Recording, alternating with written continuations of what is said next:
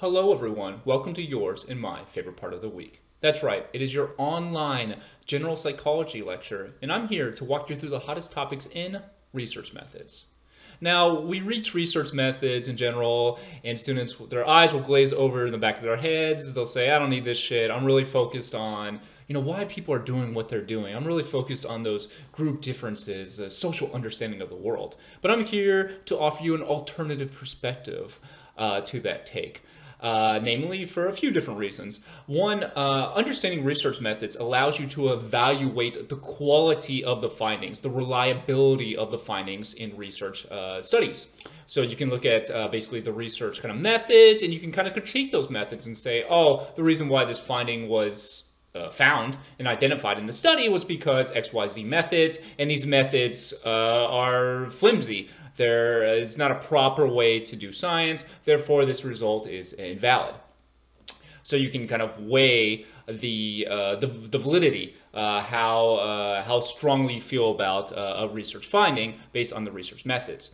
Also, not only that, understanding research methods and kind of some elementary statistics will allow you to better interpret the results. Because again, one of the big emphasis in this course, in all my courses, is your ability, what can you take from this course? What can you use long term? And when you consider the amount of research out there and kind of the free availability while at your time at college or university, you can access all these databases, all these research studies for free on basically any topic, not just psychology, but sociology, physics, biology, etc. And what having some background, kind of basic understanding of research methods and statistics allows you to do is, self-teach about any topic. Because on that, what you can do then is then go to research studies, read the studies, and have a basic understanding of what it is going on and what the results demonstrate. So it really gives you kind of another tool to kind of self-learning on your own, exploring those intrinsic interests, not just in class, but on your own time. And then finally, I'd say that it really gives you a different kind of way of understanding the world, a more analytical way of understanding the world, and understanding things kind of as a series of likelihoods, the odds of something happening, understanding kind of the pitfalls of relying on gut hunches instead of like systematic proposed and tested scientific studies. So kind of different way of understanding the world, a higher ability or an increased ability to kind of learn on your own and within classes by being able to better understand scholarly research. Which kind of contains two elements, basically judging the quality of the study and then also interpreting those results, having an understanding of what those basic statistics means and what they're telling us. All right, so with that said, let's jump into this. Prefrontal lobotomy, why we need research designs. So this is kind of a classic example. Prefrontal lobotomy is an example of what happens when we rely on subjective impressions. So, quote, I'm a sensitive observer, and my conclusion is that a vast majority of my patients get better as opposed to worse after my treatment. Developer Igas Monez won the Nobel Prize. Neural fibers connecting frontal lobes to the thalamus are severed. Control studies showed it doesn't work. So kind of the point here is lobotomy is literally cutting pieces of brain, destroying the neural fibers that allow communication between different parts of the brain. This was a accepted medical practice at one point in so far accepted that it won a Nobel Prize. And kind of the rationale for it would be whoever's administering the lobotomy, again, physically cutting parts of the brain, would say, okay, based on my observation, I say that my patients are getting better with this treatment as opposed to not having this treatment. So it's really relying on this subjective impression of an individual. But over time, research, more carefully controlled neuroscientific research, found that actually this is not really doing much to cure or address the symptoms that you state are being addressed by this lobotomy. In fact, they're actually doing harm often to an individual. So by relying on these subjective impressions, kind of just performing medical procedures based on your intuitions and your gut and your just stated observation, I'm looking at my patient, can lead to wildly inaccurate conclusions and cause real devastation in people's lives. I want to outline two modes of thinking. One typically referred to as System 1 or intuitive thinking. Intuitive thinking relies on quick, reflective gut hunches. It's almost automatic. You see a car coming at you, and then as you are crossing the street, and so you move out of the way. You meet a person for the first time, and you come to a general first impression about that person based on whatever, X, Y, Z. It relies on heuristics, which are rules of thumb, mental shortcuts that help us make sense of the world. They rely on little effort. For example, imagine that we ask a group of Americans the following question: which city is larger, San Diego or San Antonio? And then ask a group of Germans the same question. If you're like most people, you might be surprised that Germans are more likely to get the right answer than are Americans. That's because most Germans haven't heard of San Antonio. Germans default to their intuitive thinking. So kind of the idea here is because Germans have never heard of San Antonio, they're just like, okay, I've never heard of this. Therefore, what would that actually mean? That means it's probably a small city. Therefore, it's irrelevant. Therefore, that other city that I have heard of is more populous. From a foreign perspective, and they are correct. While Americans may be thinking, okay, well, I heard the show, they have more direct connection to those cities by either having just either heard of those two cities, maybe saw in a movie, whatever. But kind of the point is that they have this extra cultural information that can impact gut hunches. So in some cases, the gut hunch can be correct. That heuristic, that System 1 intuitive thinking, that reflective way of thinking. For the Germans, again, that being, oh, I've never heard of that city, therefore it's small, therefore the other one is probably larger, versus Americans, relying on various other background information. So in that case, knowing less and one case, I should say, knowing less and trusting your gut hunches really makes sense. But for the other case, the Americans did not make sense. So sometimes these intuitive thinking can be useful in the real world, and we have to rely on them, frankly. We can't do a scientific analysis of everything, but it can also lead us astray. So another example. So imagine that I tell you that you're in Reno, Nevada, and I say you want to get to San Diego, California. What compass direction would you take? You can close your eyes here and you kind of think about this. In general, people would say that you would have to go southwest to get to San Diego from Reno because California is the west because California is west of Nevada, right? In general, we conceptualize California as the very west, and Nevada is to the east of California. California is to the west of Nevada. But that's actually incorrect. To get from Reno to San Diego, we go southeast, not southwest. And here's the map so you can see it yourself. So again, kind of relying on those gut hunches, those quick reflective thoughts that in general, yeah, California's to the west. And you're probably right, be right most of the time. But a lot of times, and depending on the circumstances, it can really matter, you can be incorrect. Those heuristics are not as reliable. System 2, or analytical thinking, is kind of characterized as a slow, reflective, effortful kind of, trying to think and thinking through something in an analytical way. We engage System 2 whenever we're trying to reason through a problem or figure out a complicated concept. We can, quote, override System 1 thinking. So going back to that previous example, so you met someone at a party and you're like, this dude sucks, screw him, he has stupid shoes, he's wearing a t-shirt I don't like, and I don't like the way he talks or something. But maybe you're talking to that guy or girl and it ends up like, oh, wait, actually, I was wrong. I made this incorrect judgment. And actually, we have this other thing in common. Therefore, I like this person now. So kind of that initial disliking of that person kind of being overridden by your more slow, effortful, like evaluation of this human being, as opposed to kind of that quick, reflective analysis. Moving on to the scientific method, it allows us to test specific hypotheses derived from broader theories of how things work. Theories are never, quote, proven, but hypotheses can be supported or not supported. We can use a number of different types of scientific methodological tools to gain information and test hypotheses. We've talked about hypotheses before and theories kind of being all these thousands of studies combined, all those findings coming together, and then a person kind of interpreting those findings to kind of give a grand narrative. And then out of that grand narrative, they can form specific hypotheses on expectations of future studies. That's what a theory allows you to do. That's why when someone says, I have this specific theoretical kind of orientation, that means you have a specific way of interpreting the world and kind of a specific way in which you expect certain scientific results.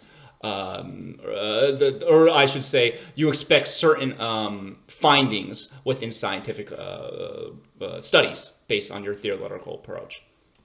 But specifically here, we're going to look at different methods that you can use to collect information and test hypotheses. Beginning with naturalistic observations.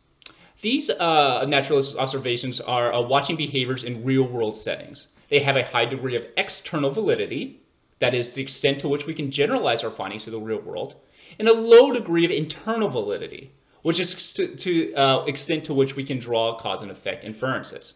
So an example of this would be, say I want to measure rates of team smoking at the mall. So what I would do is, or just teen smoking in general, what I could do is then sit in my car, go to the mall, and then watch teens smoke, and then sit in my notepad and write, okay, there's 5 teens here, 3 of them are smoking, okay, that means whatever, 60% of teens smoke, something along those lines. But you would do it over time and then hopefully come to an accurate conclusions.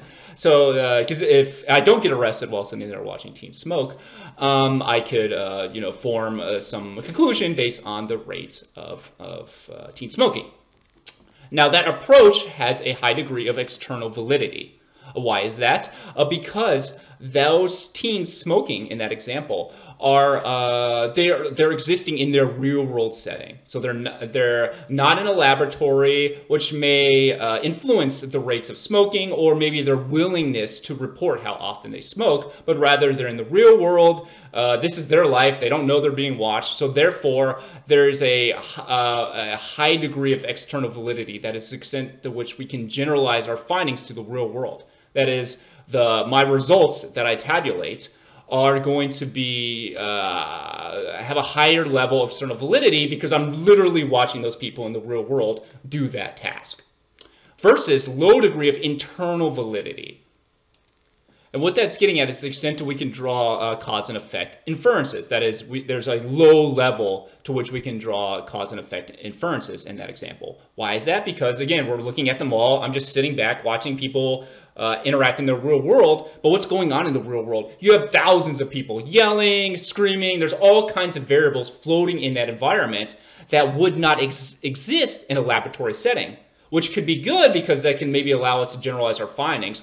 But we are unable to determine specifically which of the variables in that real world setting is actually causing that behavior. So are they actually smoking because the cool kid, maybe that's just a special cool kids group who smokes.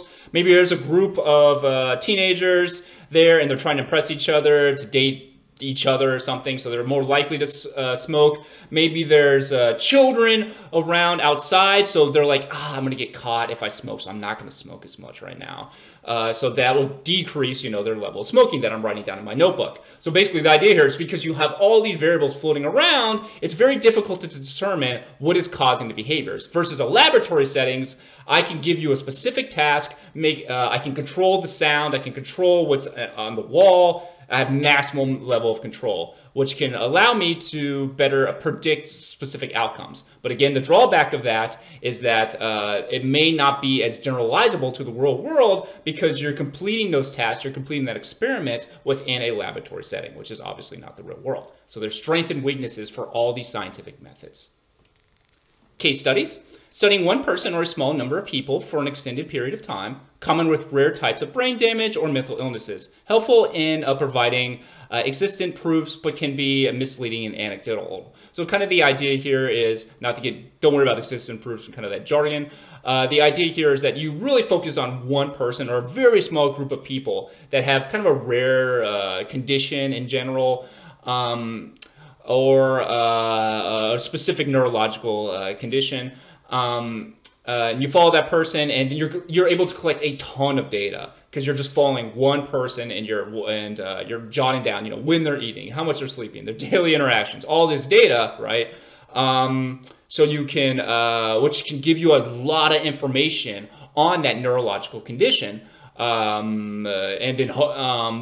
on the downside is it can that amount of information could actually just be anecdotal. So you're basically asking, okay, I have a ton of information on this one person or this small set of people, but is that information generalizable? Would that information be applied to all groups, all people? And it's difficult to determine in that because you don't have that data. So you're getting a lot of information on a small number of people. And then the question is, how generalizable, how applicable is that to the rest of the population with that condition, or everybody else, depending on what it is you're testing.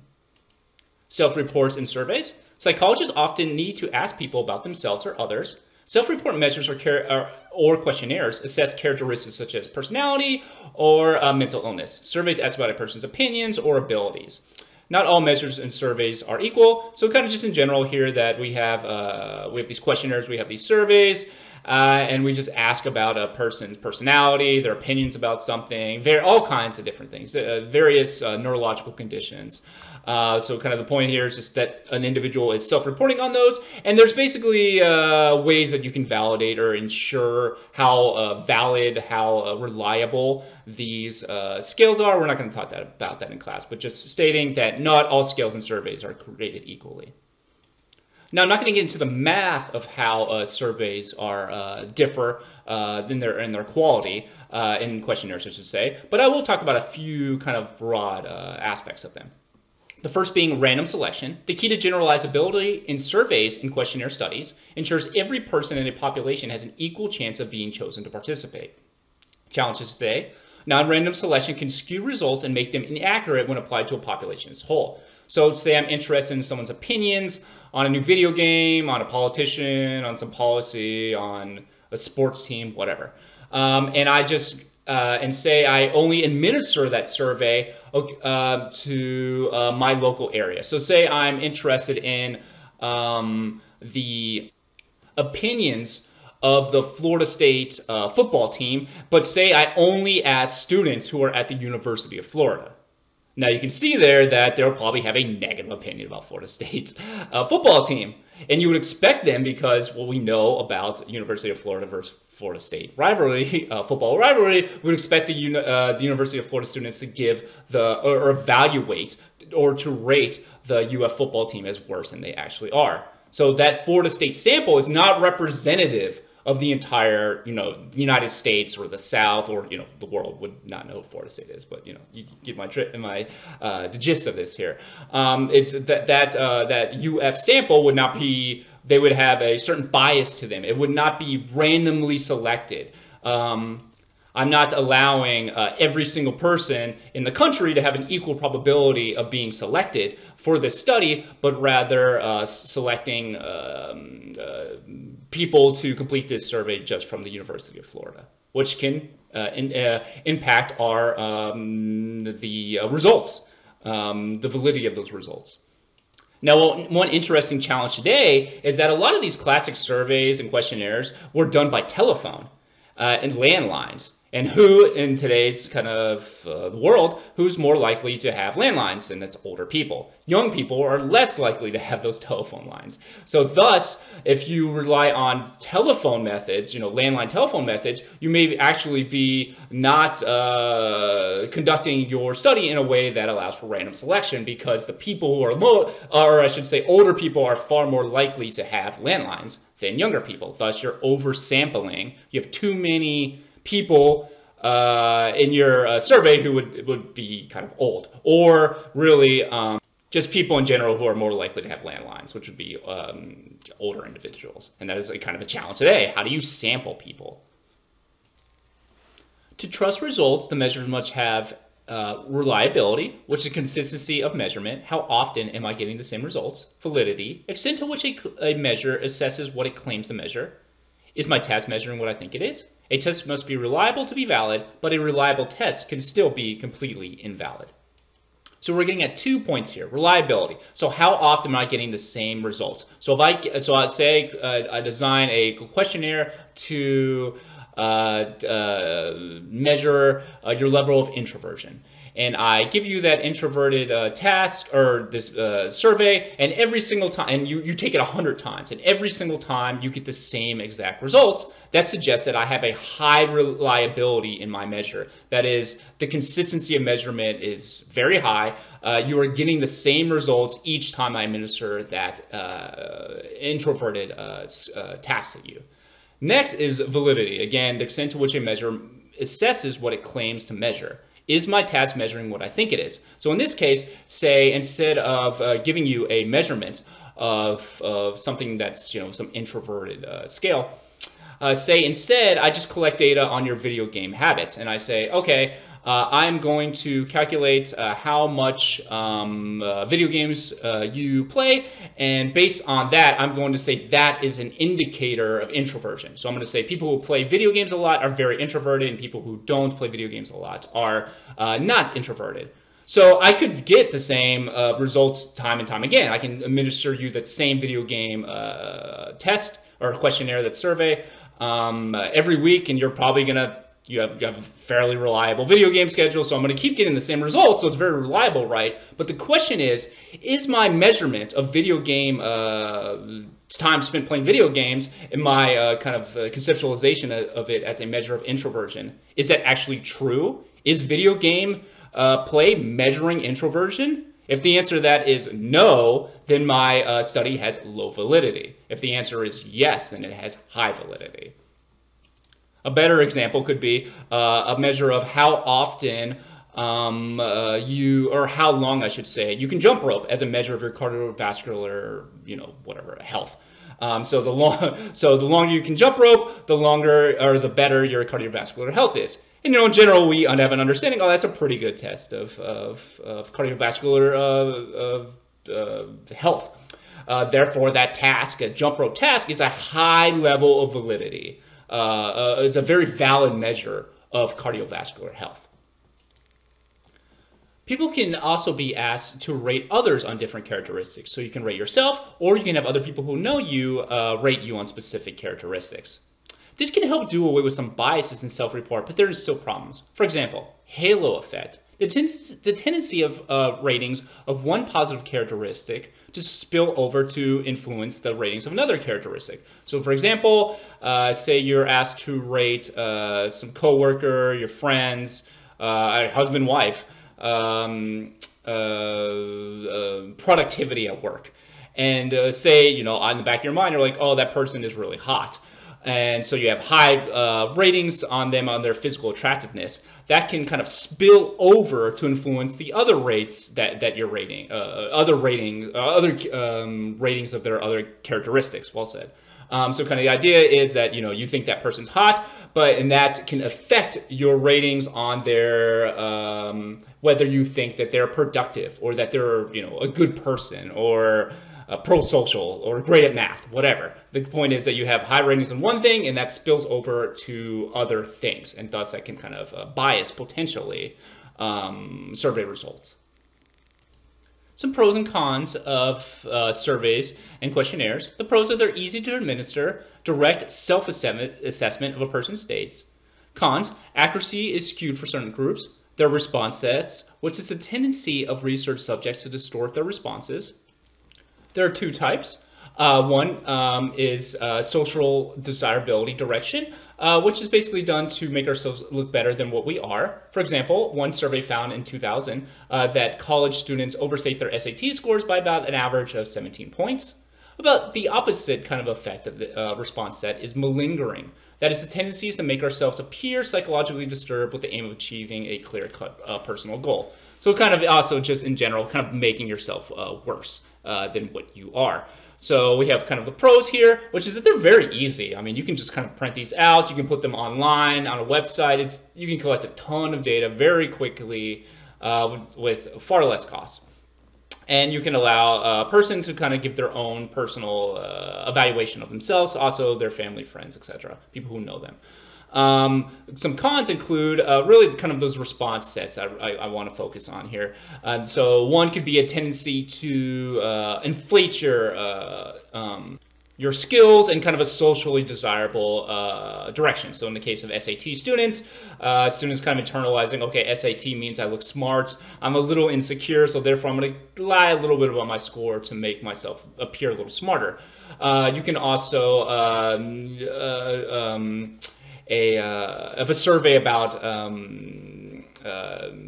how often you have sex, how often you do drugs, something along those lines, maybe a person is less likely to report those the level in which they engage in those activities because they feel, okay, it's socially desirable for me to not hook up with so many people, not to smoke weed all day, so therefore I'm going to lie about the rates of my drug use and my sexual activity. So kind of changing my responses, lying about my responses in a socially desirable way. Versus malingering, kind of saying that I'm worse at something or making myself appear psychologically disturbed in order to achieve some outcome. So maybe your boss at work is like, he approves you for some time off, but then forgets and then threatens to fire you because you don't show up for work. And he says, oh no, you don't understand. My brain is kind of messed up. I have bad hearing. I really couldn't hear you. I didn't know what I was agreeing to. It's actually your fault. And just kind of making up excuses on why it's your fault. So kind of based on kind of their own, hypothetical, neurological and hearing impairments. Now let's move on to correlational designs. Correlation designs examine how two variables are related. Correlations vary from -1 or -1 to +1, +1, and can be positive as one increases, so does the other. Negative as one variable increases, the other variable decreases. 0, there is no relationship between the variables. They can be depicted in a scatter plot, with R being the between -1 and +1. And what is R? It's an index of strength of the relationship between two variables. So it's kind of a way to quantifiably assess how strong the relationship is between two variables. Let's look at some examples. So in the top left, we have a negative correlation where R equals -1. And that correlation, the two variables are pre-K behavioral problems and birth weight of the child. And this is a negative correlation. That is, as one of those variables increase, the other variable decreases. In this case, you can see on the x-axis, as birth weight increases, the rate of pre-K behavioral problems decrease.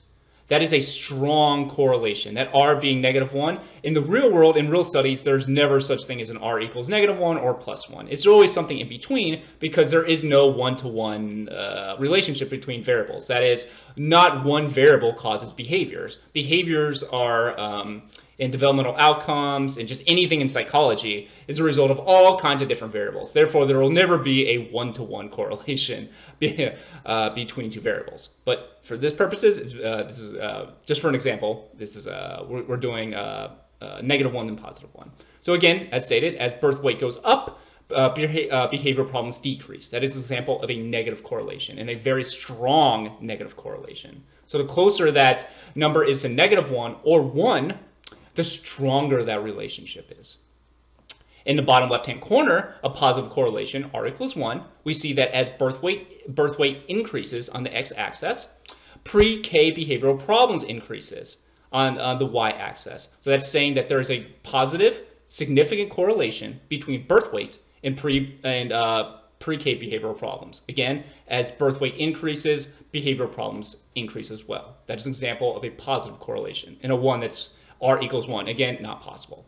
And in the right-hand corner, you can see no relationship between those two variables. Those two variables are not associated. They're not related. They're not correlated. That's the terminology. And you can see here, the dots are all over the place. You can't look at those dots and see and identify a relationship between those variables because it's R equals 0. There is no relationship. So it's kind of straightforward there. 0. Nothing.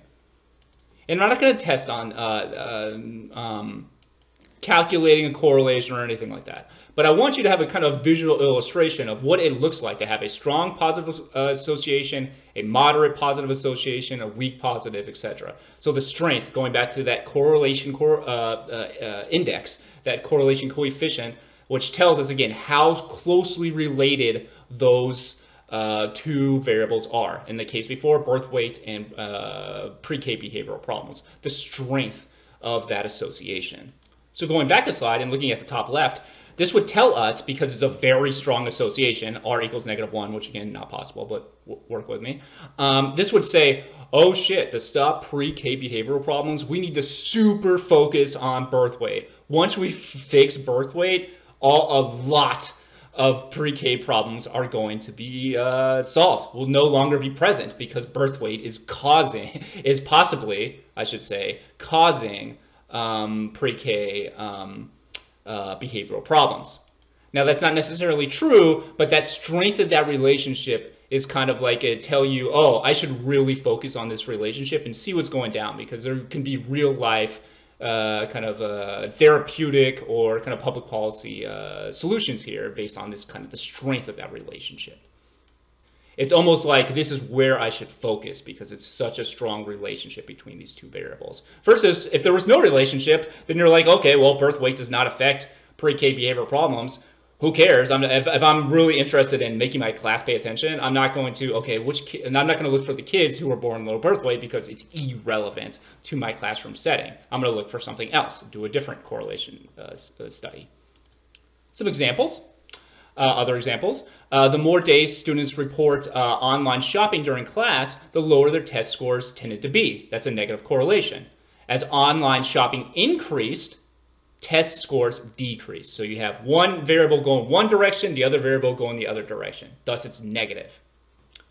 The more losses the Gulf Coast State College basketball team experiences, the more likely their fans will be to boo. That's a positive correlation. So as the rate of losses increases, the rate of booing increases. We have two variables increasing, therefore it's a positive correlation. Mario Kart players or participants of Mario Kart finishes tended to improve when their blood alcohol level increased. That is, as drinking increased, performance on Mario Kart increased. That is, they place higher. What would that be? A positive correlation. Because as you're drinking more, you're playing better at Mario Kart. You're placing higher. So both things are going up. So those are kind of some examples. There are some pitfalls for correlation designs. First, illusionary correlation. This is the perception of a statistical association or correlation or relationship where none actually exist. This can be characterized often as a spurious correlation. Same name, same thing. Crime rates in the full moon, spamming the walk button across the street. Just because two things are related does not mean that one causes another. Illusionary correlations form the basis of many superstitions. There are three possible explanations for a correlation between two variables. That is, A causes B causes A, or C causes both A and B. So let's break this down a little bit. Illusionary correlation. So we sit here that's the perception of a statistical association where none actually exists. So we have all these classic kind of full moon things, something like Friday 13th, maybe there's more crime, there's more werewolves or something along those lines. So there could be this common thought, that it kind of existed, that a heuristic, that crime or whatever happens, some magical monsters come out on during a full moon, and maybe you actually find it. Say you go outside, or maybe you're Googling all day, like, oh, Friday the 13th crime, or crime during a full moon, and you're finding all these results, and you're like, okay, see, I've now found this thing. That's kind of an example of confirmation bias, kind of slight detour, but not tested on here, but just one example. But that association actually doesn't exist. So it's kind of the appearance of a correlation when none exists. Same thing with walking. There's smashing the walk button across the street. So a lot of those crosswalk buttons actually don't do anything. So let's say I press that button and then, oh look, 10 seconds later, the light turns green and now I can, or the walkway turns green and now I can cross the street. Well, in my mind, I say, okay, there's a correlation between me pressing this button and then this light just turned green. But in actuality, that machine is programmed to turn green every 30 seconds, and I just happened to press it 10 seconds before it was going to do so anyway. Next, just because two things are related does not mean one causes the other thing. So illusionary correlations form the basis of many superstitions. So say you're wearing your hat or some kind of shirt or shoes or something when something good happens to you. And then you're like, okay, what happened to me is that good thing happened to me because I'm wearing this shirt. Or maybe I had eggs this morning in this special way. And this is why you often will see like sports players or the sports balls. No, actually, I watch a lot of sports.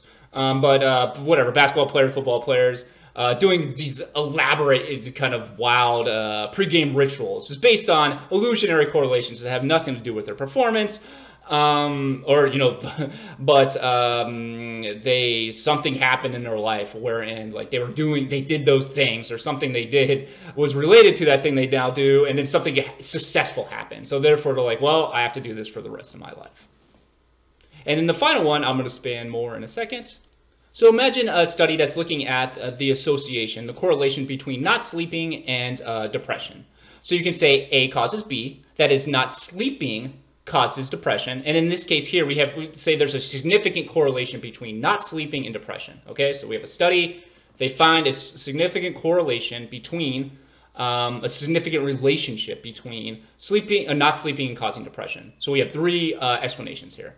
Not sleeping causes depression, B, so A causes B.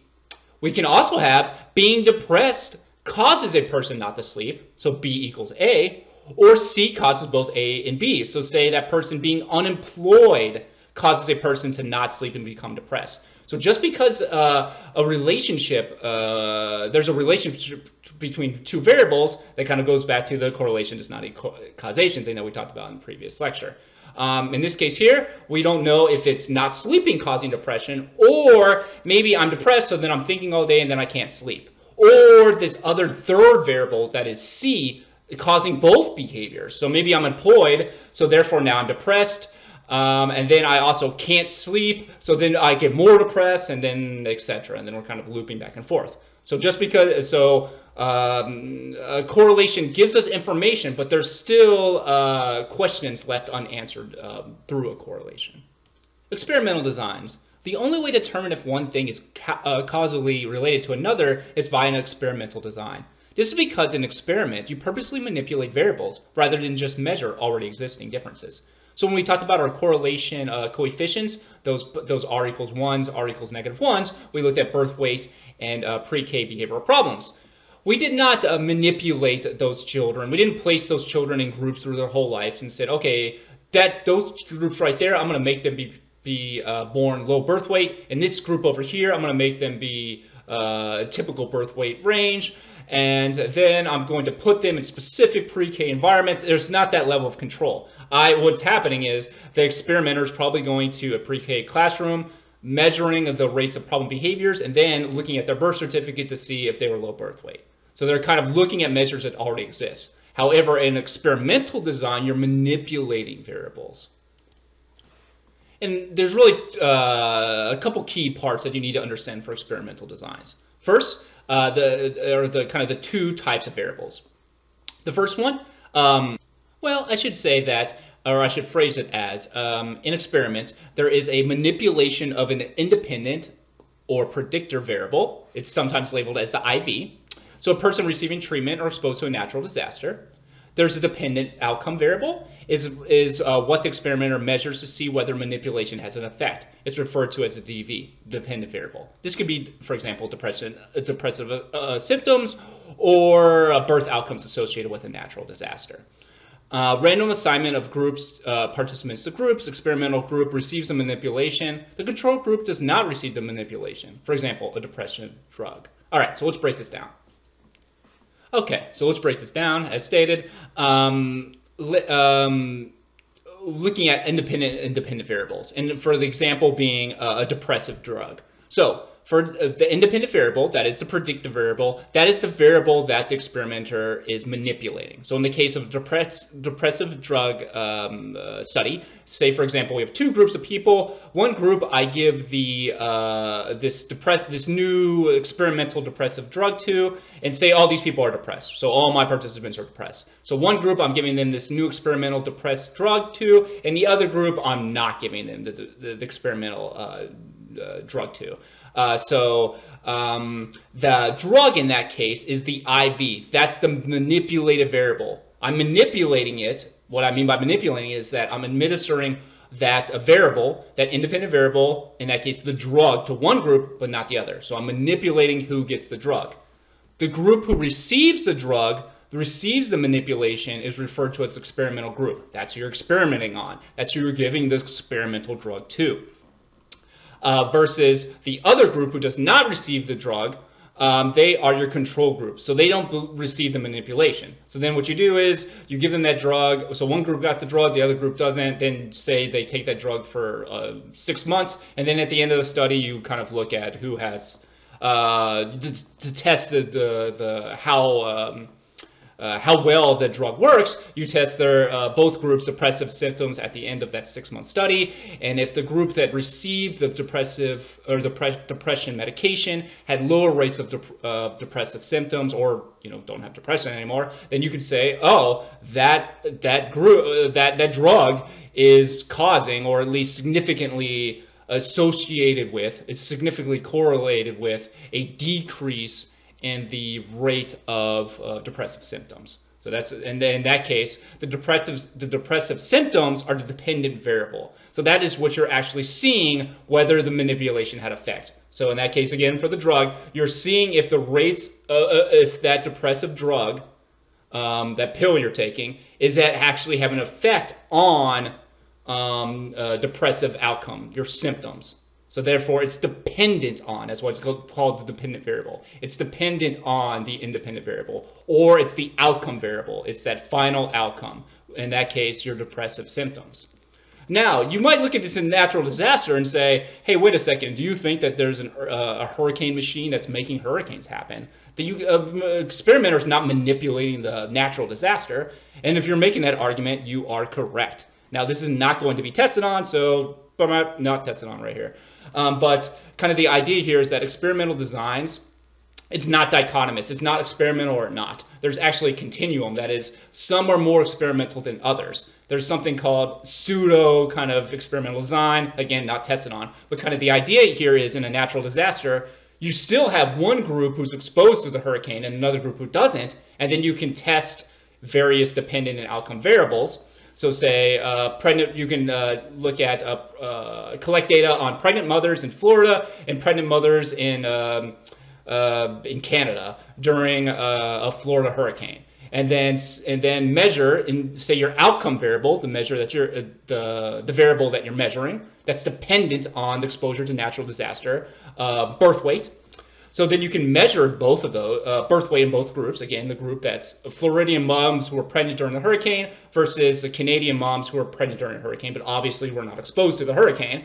So you have two naturally forming groups, but the experimenter did not manipulate that hurricane. So it's kind of pseudo-experimental, wherein the experimenter is not really manipulating that variable, that natural disaster, but still two groups are forming, but it's a little less clean, okay? So that's kind of why you can have an independent, or natural disaster be labeled as an independent variable, because there's basically, again, it's a continuum experimental design. So that's not tested on. Stick on to the stuff before that, but kind of that's the reasoning why.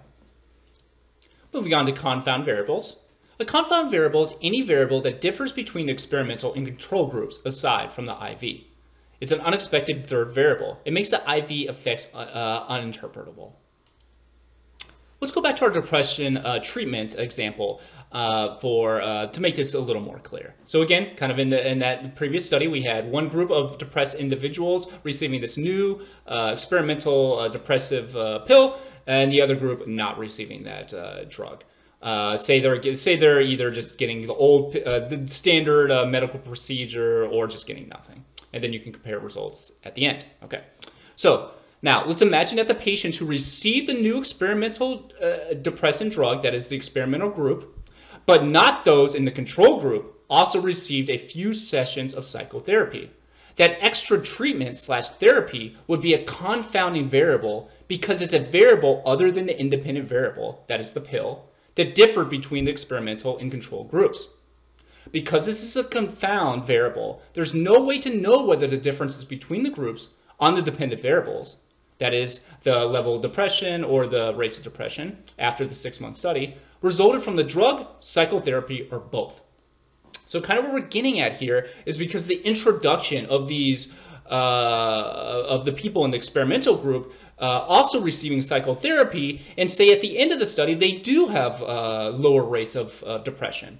But is that now because of the drug, or is that because of the therapy? But so basically, because they got this other additional variable, this confound variable, we now are less confident in our results that the drug, our IV, our independent variable, the people in our experimental group are improving or decreasing their depressive, the rates of depression because of that drug, because now we have this introduction of this treatment. So it's kind of this extra variable that can lead to and contribute to kind of a less clarity in the results.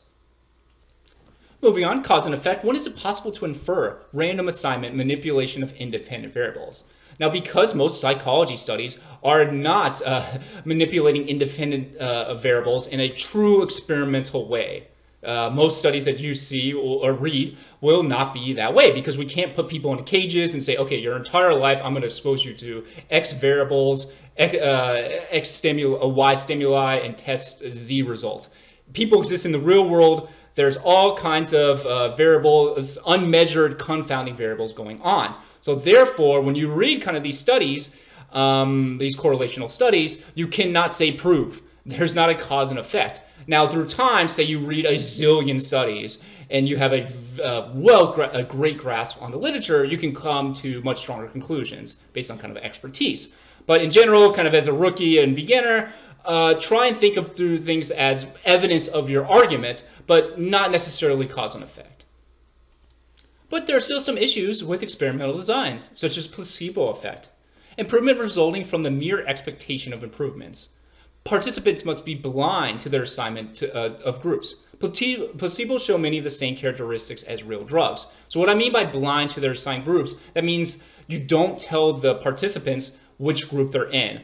Are you in, so in case of the depressive group, say instead of giving one group the experimental drug and nothing, say I give one group, the experimental drug, and the control group, I give them a placebo. But I don't tell them which group they're in, so they don't know, and they don't have that expectation of improvement. Because studies have found that placebo's effects can be real. They can show similar characteristics as actually taking the real drug. Now, nocebo is kind of the opposite, is harm resulting from the mere expectation of harm. People who believe that others are sticking them with pins sometimes experience pain themselves, for example. In one study, individuals who are allergic to roses sneezed when presented with fake roses. In another study, researchers deceived a group of college students into believing that an electric current being passed into their heads could produce a headache. More than 2/3 of the students reported headaches, even though the current was imaginary. So this is an expectation of harm being done to you, and then you actually feeling that harm. So going back to that college study, say I hook you up to some device, but it's actually fake, and I'm saying, okay, I'm shooting you right now with the headache gun, with the headache rays, whatever. Well, in this study, 2/3 of college students reported that they experienced headaches from the imaginary headache gun, even though the headache gun was not real. So the expectation of results influencing your feelings, your emotional and physical state, which thus can influence the validity of results. A couple of other limitations I want to talk about. Experimenter expectancy effect. When researchers' hypotheses lead them to unintentionally bias a outcome. And this is a classic study here. Hahn study, the mathematical horse. So kind of the idea here is he said that this horse can solve math. He would ask them a problem, mathematical problem, just say whatever, 7 + 5, and he would say, okay, horse, is the correct answer 1? And then the horse basically is supposed to tap its foot if it's the correct answer. So you would say, is it 1? And it would not tap. Is it 2? Not tap. And eventually you would hit whatever I said. I don't remember what the number was. Say 10 + 1. Eventually you get to number 11, and the horse is supposed to stop when it hits number 11. Thus demonstrating that the horse can solve math. or yeah, mathematics. And people would go and watch the horse do this, and they're like, damn, this horse is literally doing this. It has to be that this horse knows math. But what actually was going on was that every time the person who's reading out the numbers got to the exact number, so 10 plus 11. So they say, okay, horse is the number 11. The person whose horse it was, who claimed that this is a mathematical horse, would tightly grip the horse's reins, which would cause the horse to kick its legs and then tap its foot on the ground. And once this subtle physical cue was removed, then the horse could perform mathematical equations no better than chance. But interestingly, the experimenter was not doing this on purpose. He was just so intense. He's like, okay, come on, horse, please get this right. And he's so tense that he's giving off he's unintentionally biasing results by giving off, in this case, kind of literally a physical demand to the horse. Because he expects the horse to be right, but he's still a little nervous about it. Moving on to domain characteristics, cues that participants pick up allowing them to guess at the researcher's hypothesis. Think they know what the experimenter wants them, how they want them to act. Disguising the purpose of the study or using filler items can help to decrease these. So kind of the idea here is the participant is thinking, oh, this is a task of actually speed. So therefore I'm going to go really fast, and it doesn't matter if I get the questions correct or incorrect. So it doesn't have to be that, but just in general, the participant is guessing about what the experimenter wants done, so therefore they're going to act in a kind of a non-natural way, which would then kind of bias the results. And one way to get around this is to disguise the purpose of the study, or if it's a questionnaire, you put in fake questions that don't actually matter and then that are kind of irrelevant, and then the person's like, I don't know what this study's about, so I'm just going to answer all these things kind of truthfully, or at least kind of be untruthful consistently across the study. Using double blind design can decrease this. In this case, so we already talked about the blind studies wherein the person receiving the placebo or the drug don't know which group they're in. In double blind design, both the experimenter and the participants don't know what group they're in. So basically you get this third party to choose who gets the drug or not the drug, or gets the placebo and not the real drug, and then you don't tell the experimenter. So then they can't give off any of these subtle, unintentional hints to the participant, and then bias results. So I'm going to briefly touch on ethics today and research. Today, research has to go through a carefully process of review to ensure that it's conducted ethically.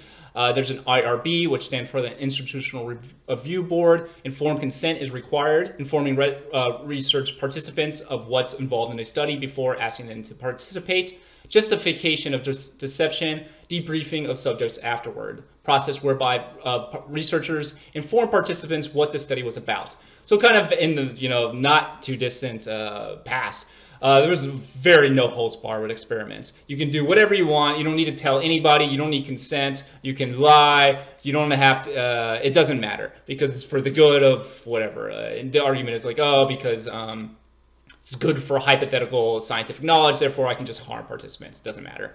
Well, today, now there's a much more formal process. So there's basically these institutional review boards that universities have, that colleges have, that even like local cities have. And you submit your study idea to these review boards, who then basically rate how much harm there is to the study or to participants, and then give you the green light. So can you do this study? Often what they'll do is they'll send you a couple of things to fix, some things to change, some answers to, or some questions to answer.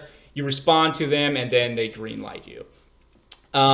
Again, typically the idea here is, in modern times, if there's going to be any deception in research, you're supposed to inform the subject after the experiment so they understand what the process was really about, and if they don't go away feeling negative about themselves, for example. Informed consent is required for each participant prior to partaking in the study. And one kind of classic example why this is done is Tuskegee, well said, experiments. They ran from 1932 to 1972. So just some kind of background about this is Black Americans living in rural Alabama were diagnosed with syphilis. The U.S. Public Health Service never informed, treated the men. They merely studied the course of disease to kind of better understand, okay, what does the disease do?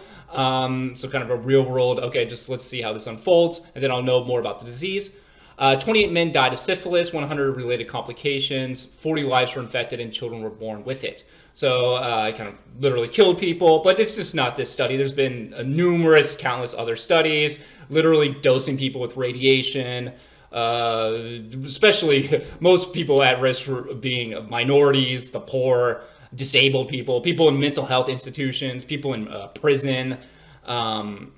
I mean, even recently, there was a big APA scandal about in Guantanamo Bay. Psychologists helped design some of the torture techniques, and you can look this up in the APA. There's a gigantic report about the APA's role in designing torture programs and kind of the need to reforms. So it's still an ongoing issue, and really it's kind of often presented in books like, okay, well, we had this unethical things, and now we're over it. But that's really not the case. But you know, what reforms have been done are kind of owed to kind of experiments like this. All right, diving into statistics some, beginning with descriptive statistics. They are numerical characterizations of data sets.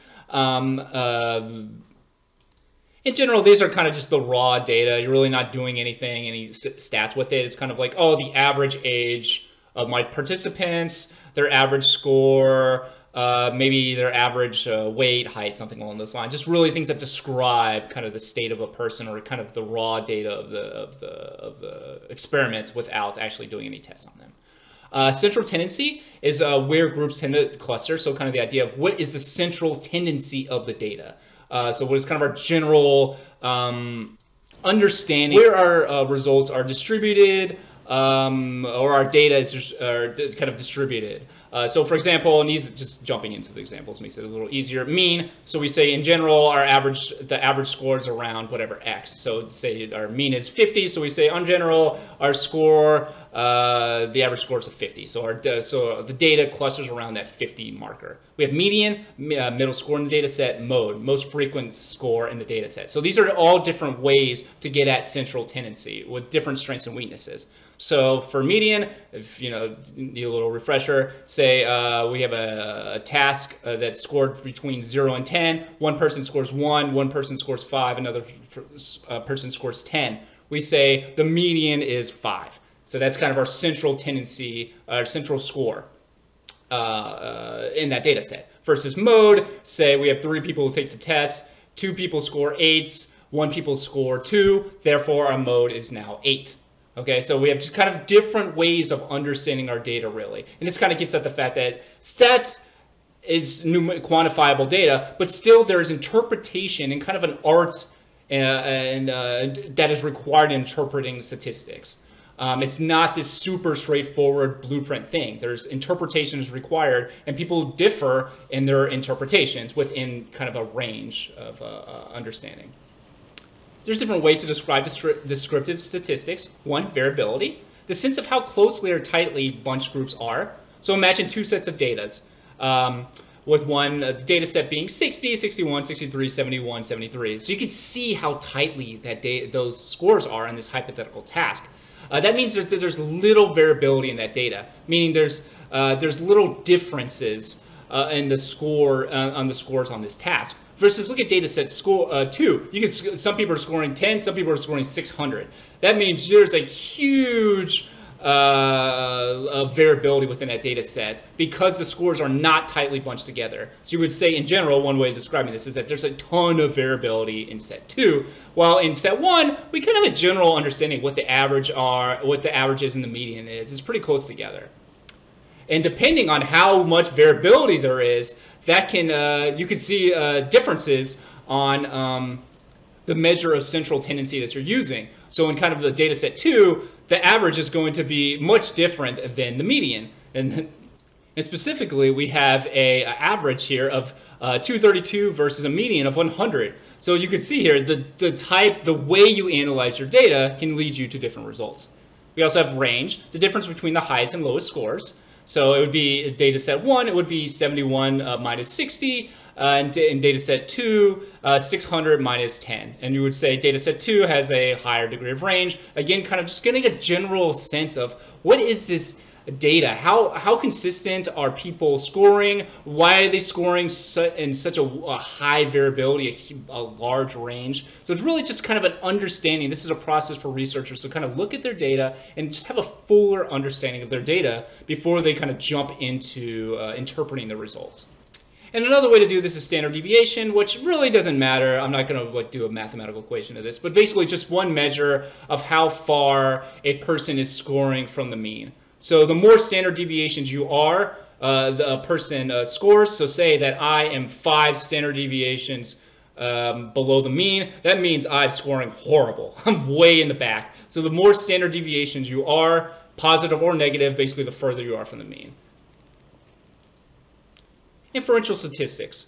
Inferential statistics allows us to determine whether we can generalize findings from our sample to the population. It asks whether we can draw inferences, conclusions, that is, regarding whether the differences we've observed in our sample apply to similar samples, or the total population. Say a survey finds males scored 9.8 on an extroversion test. Females scored 9.6. Can this result be generalized? Also, is there a significant difference between these two sets of scores? So kind of what we're getting at here is the point of inferential statistics, not tested on what I'm about to say, stuff like ANOVAs, regressions, those kind of buzzwords you may have heard, okay, with that ended. Basically what you're doing here is you're just testing differences between two groups. And if those two groups are actually different from each other, and if that difference that is found in that study is applicable to everybody. So going back to just say this extroversion scale, say I administered this extroversion scale, males scored a 9.8 on this extroversion scale out of 10, females only scored a 9.6. Is that result significantly different? That number is very close together. So are those two groups different from each other? And is that difference applicable, generalizable to all male and women? Is that difference in extroversion, that males are more extroverted than women, is that across all cultures, across all time? That's what we're getting at here with inferential statistics. And we test whether those groups differences that we find can be or potentially find can be applied to similar groups, and really just test if their groups, if those two groups are different, in that case extroversion males and females, through significance testing. So we need to conduct statistical tests to determine whether we can generalize our findings to the population. Statistical significance is the probability of something happening. Finding would have occurred by chance less than 1 in 20 or 5 in 100 times. We say that there is a statistical difference between the two groups. P is less than 0.05. So this isn't actually like 100% correct, but this is the simplest, easiest way to think of this right now. So when you see something that P equals 0.05 or less than 0.05, you're probably familiar with. All that's basically saying is that those two groups' differences in our previous example, male and female extroversion scores, those are actually a real statistical difference. And the likelihood of it not actually being a statistical difference is less than 5 in 100. That's what P is less than 0.05. It's saying the probability is less than 5 in 100 occurring. That is of the probability of that this result is showing up as these groups differing, but there's actually not a significant differences. So it's a measure of how, or I should say, a measure of the probability of how likely that statistical difference is bullshit. It's not a real finding. It's a fake study. It happened by, or a fake finding. It happened by chance. And experimenters have just basically made up and said, okay, anything less than 5%, we accept that that is a real finding, and it's not, and that's good enough. So a 95% probability. Again, this is not exactly what it means, but this is good enough for the purpose of this class. But interestingly, different fields have different probability standards. So some people say it's not a significant difference unless it's P is less than 0.01, for example. This is not tested on. But kind of the idea here is that this speaks to the kind of a little arbitrary and kind of the artistic flavor of statistics. Is you have to pick a number. Okay, what is an acceptable amount of probability that males are different than females is a real finding, and that probability being there's only a 5 in 100 chance that this occurred by chance. So if you see if P equals less than 0.05, that means those two groups are differing from each other, and there's under a 5% chance that that difference is not true or occurred by chance. But there's other kinds of significance. It's not just a statistical difference that you should consider, but this quote kind of sums it up. A difference is a difference that makes a difference. What do I mean by that? Well, practical significance will help highlight this. So this is really what getting at is the real world importance of this significant difference. So in general, the larger the sample size, the greater the odds, all else being equal, that a result will be statistically significant. So just because something is statistically significant does not mean that it's actually has any real world importance. So for example, say we find a significant correlation, that is p is less than 0.05, with a correlation coefficient of r equals 0.01. You'll remember that the correlation coefficients are a measure of the strength of the relationship, and they range from -1 to +1, and 0 being no relationship. So in this case, there's a significant relationship, but the R, that index, the strength of that relationship is 0.01. It's basically almost 0 between IQ and fingernail length. So even though there's a significant correlation, the finding is so minuscule, that effect size, that strength of that relationship is so minuscule in magnitude that it is essentially worthless for predicting anything. Because the point of inferential statistic is what variables at a psychological level can I identify that allows me to predict things. So in the case of birth weight and the preschool behavioral problems, if there's an R equals 0.01 effect size, it's basically 0. Therefore, it is not predicting anything. A low birth weight is not predicting pre-K behavioral problems in any meaningful way because it's such a small effect size. And even going back to the previous example with the extroversion scale, males scoring 9.8 and females only scoring 9.6. Yeah, there's a difference there, but what in the real world actually is the difference between 9.8 and 9.6 extroversion score? You know, I just made up that score and I made up the scale, but what in the real world does that actually mean? Probably nothing. So just because something is statistically different does not mean there's a meaningful difference. And that's where you get into this idea of effect sizes, or as we already talked about, that correlation coefficient. So that correlation coefficient can also be referred to as effect sizes. Inferential statistics tells us about the direction of a relationship, that is it positive, negative. We already talked about positive correlations and negative correlations, that's all I mean there. And the magnitude of difference, the effect size, which again, going back to that correlation coefficient, that R being between -1 and +1. There's other measures, but this is the simplest one we're going to work with in this class. So as I stated, if a study has found significant differences between groups, that is, the two groups are different statistically, p equals less than 0.05, that is, there's have a 95% probability that this is correct, or there's a 5 in 100 chance that this study is due to that this difference is due to chance. Roughly speaking, not exactly correct, but good enough. But with a small effect size, that is probably not very meaningful. If a study found a non-significant group difference, the two groups are the same, but p equals 0.05, but has a large effect size, so say r equals 0.9, it's probably worthwhile to consider it a little bit more. So kind of the idea here is just because you have something that's insignificant, you can have something that's insignificant and have kind of a small sample, basically, but have a huge effect size. And so therefore it's still meaningful. Or you can have something that is significantly different, two groups that are significantly different, going back to that extroversion sample, or that example, with females scoring 9.6, males scoring 9.8. But really it not having a large effect size, R being 0.01, really no meaningful difference. So not just statistically different being mattering, but the size, the strength of that relationship mattering when understanding statistics. So why does this matter? Who cares? The point is that when you read these studies, you can look at those markers of R equals whatever, and say, okay, this is a strong relationship. So say you're looking at a study and you find for a class project and you're looking, okay, this is a significant relationship. Oh, but wait, this effect size is very small. So actually, this really isn't telling me that much stuff. So it's really it's again going back to that understanding of not just in the class, but in the real world, being able to look at the results and understanding those results. If you understand significance and effect sizes, you have a very good foundation on which to understand research, do your own research on your own time, learn about whatever you want for the rest of time, basically. Some kind of rules for how to understand measures of association effect sizes. In general, if the R is greater than 0.5, it's characterized as a large effect or a strong relationship between the variables. R equals 3, about moderate relationship, a medium effect size. R equals less than 0.1 is a weak relationship or a small effect size.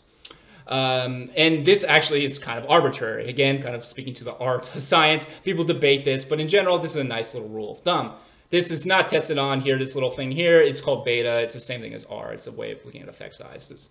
Again, I'm only including that for if ever in your life you ever look at a study and you're like, oh, what does this do? Oh, this I remember. I can look at this at least and understand what this means. Not tested on, but again, it's just basically there's different ways to highlight the effect size of the relationship between two variables. So in general, when interpreting studies, you should interpret them as associations, correlations, relationship between variables, or the odds of risk of something occurring, not proof, because these studies are not experimental. There's not a control group. There's not taking place in a kind of experimental setting, in a laboratory setting. There's not following these people for years and systematically exposing them to specific variables, so it's not proof. Do not use proof. You can say that it strongly supports, it's overwhelmingly likely, it's conclusive even maybe. That's kind of a little probably strong. You can say it's consistent with this whatever argument, in support of whatever. But that's kind of the way that you should read and write and present science. So there are relationships between variables which can be significantly different, be positive or negative, and or be strong or weakly related. So how people can lie with statistics. People can misuse statistics to persuade and mislead others. They can, for example, report unrepresentative measures, like the mean instead of the median for skewed data, truncate the access of graphs, neglect base rate probability. So for example, for the mean example, you really don't have to you don't have to worry about what skewing really means. I'm not going to really test on that. But kind of the idea here is this is a general understanding of mean. So I say, everybody in my class, I'm going to give you, on average, I'm going to give you $1. But say I give one student $1 million and I give everybody else a penny. So yeah, on average, maybe, this is made up numbers. On average, I'm giving you $1, but in general, I'm giving everybody 1 penny. And thus, whatever, there may be some favoritism, I don't know, whatever's going on. But the point here is that the mean is not representative of the median, of the most likely amount of money that you're going to receive, and that is 1 penny. And don't worry about that figure, we're gonna move on from that. Another example, truncate the axis of graphs. So time 1, time 2, you can see here on the right, rest per months. And you can say, oh my gosh, look how much crime has fallen from time 1 to time 2. That is 2 months later. But look at the y-axis. See the difference here? On time 2, it's 15.6. But on time 1, the number of arrests per month is 15.9. Now, visually, that looks like a lot. But in actuality, the difference is 0.3. So you can kind of screw around with the y-axis or the x-axis as well to kind of misrepresent the significance of the difference between groups, or in this case, times. Next example of what I mean by neglect base rate probabilities. So, for example, imagine a study with misrepresentation. The experimenter, she's conducting a study to determine the association between nationality and drinking. According to the professor, she has this new grand theory of drinking behavior. And she believes that German people, German Americans, German descent are a higher risk of alcoholism than people of Norwegian descent. To test this hypothesis, she chooses randomly select 10,000 people from the city of Faded AF, Indiana. She administers a survey to all the participants about their drinking behaviors and their nationalities.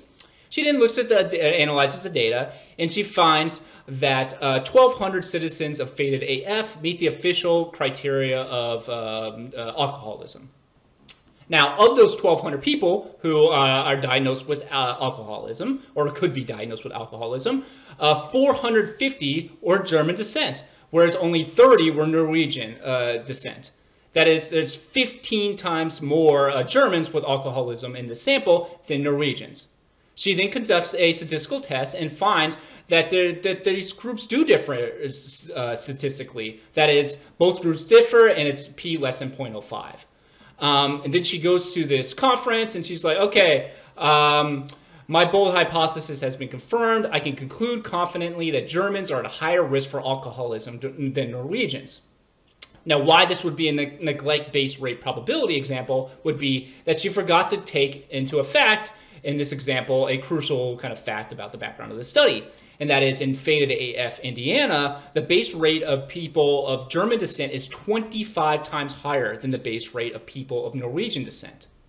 So that is, there are 25 times more Germans living in that area than Norwegians living in that area. As a result, the fact that she found that Germans were 15 times more likely than Norwegians to be alcoholic in Theta AF does not support her hypothesis, because even though Germans were 15 times more likely in her sample to be diagnosed with alcoholism, the population overall is 30 times more German than Norwegian. Thus, the Germans are actually alcoholics at a disproportionately less rate than their base rate. Because again, say there's 25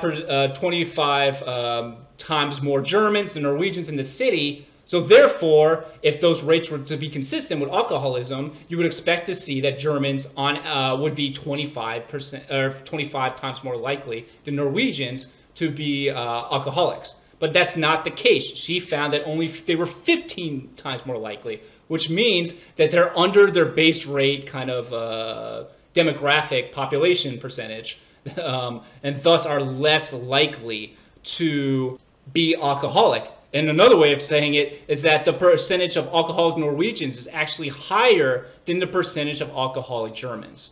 So by not understanding kind of the demographic information of your city, she is coming to incorrect conclusions. All right, so you might be looking at this and saying, wow, it is really hard to do research. And kind of, it is.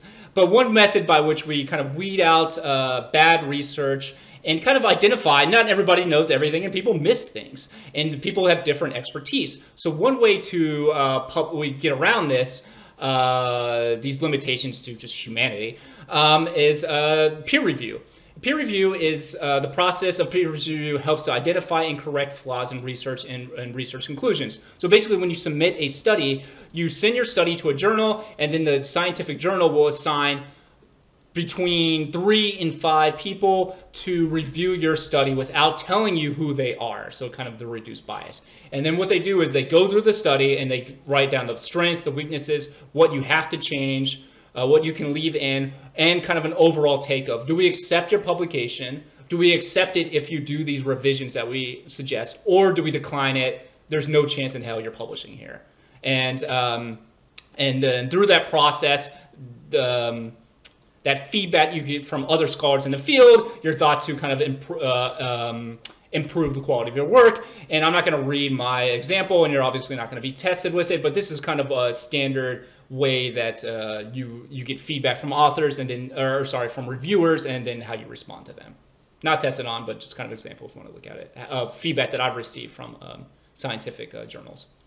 Let's wrap it up with psychology in the media. Most reporters are not scientists, so consider the source. Tabloids versus science magazines.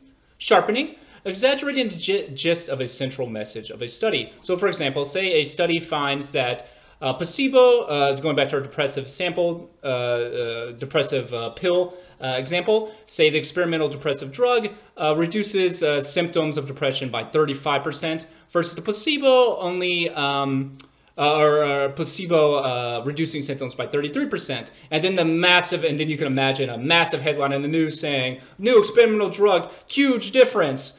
It's not necessarily incorrect, but the characterization of that is huge, is questionable. So kind of this exaggeration about the central message. So kind of over exaggerating the findings. Leveling, minimize the less central details of the study. So going back to like our rating how people feel about the Florida State football team, and say, we conducted that study, that opinion poll at the University of Florida, and we're like, everybody, and then the headline says, the most hated team, the Florida State football team. And then, but they don't mention that, for example, that it was collected, the data was collected at the University of Florida. So kind of minimizing that very central detail. Now, obviously, these are huge exaggerations, but kind of these are the simplest way to understand them. And then we have pseudosymmetry. So kind of the appearance of a scientific controversy where none exists. So the classic modern example of this is climate change. Being like, okay, we have on this side, we have one view, climate change exists, and this side, climate change doesn't exist. And therefore, well, they're two things, they're two competing sides, so therefore I have to give them equal kind of credence. And then they're two competing intellectually equal, two equally valid and supported and tested theories. Which is not the case. We have one that's overwhelmingly, the theory that's overwhelmingly supported by thousands of studies, and the other one not. So kind of the appearance of making something a scientific controversy when none exists. All right, so that's all this week's. I hope this was not that agonizing for you. But thank you so much for listening, and I hope you have a great week. Bye, everyone.